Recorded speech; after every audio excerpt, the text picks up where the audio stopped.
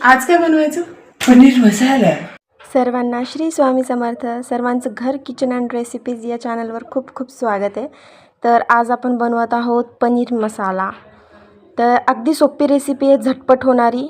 तर पहिले मी थोडंसं तेल टाकलं कढईमध्ये आणि इकडे पनीर, टमाटो, लसूण आणि कांदा हे पहिलेच चिरून घेतलं होतं. तर आपण काय करणार आहोत, पहिले पनीर, लसूण हे फ्राय करून घेणार आहोत कढईमध्ये.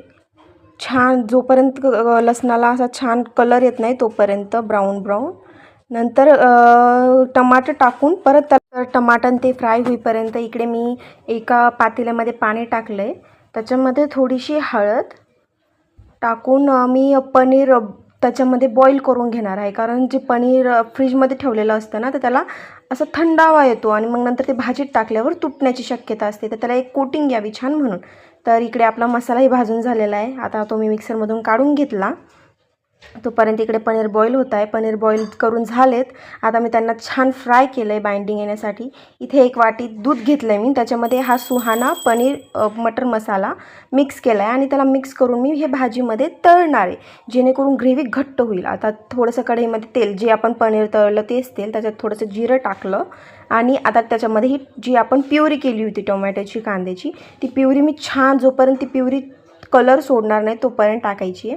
आणि थोडंसं बेसन पीठ का टाकायचं, तर टमाटर आणि कांदा या दोघांना चांगली बाइंडिंग येण्यासाठी आपण याच्यामध्ये बेसन पीठ ॲड करूयात. आता याच्यामध्ये मी थोडीशी लाल तिखट, कस्तुरी मेथी आणि धनिया पावडर देखील ॲड केलं आहे. आता छान याला जोपर्यंत गोल्डन कलर येत नाही, छान कलर येत नाही तोपर्यंत मी याला फ्राय करणार आहे कमी गॅसवर. गॅस मोठा करायचा नाही, मोठ्या गॅसवर मसाला जळण्याची शक्यता असते. तर याच्यामध्ये थोडंसं मी गरम पाणी टाकले आणि मग ॲट द एंड ह्याच्यामध्ये मी पनीर टाकलं आहे आणि सगळ्या भाजीला मिक्स केलं आहे. ग्रेव्हीच्या भाजीमध्ये कधीही गरम पाणी टाकायचं, जेणेकरून मसाल्यांची चव जात नाही. थंड पाणी जर टाकलं तर मसाल्यांची चव जाते. वरतून थोडीशी कस्तुरी मेथी टाकली आहे. बघा आपली भाजी किती छान दिसते आहे.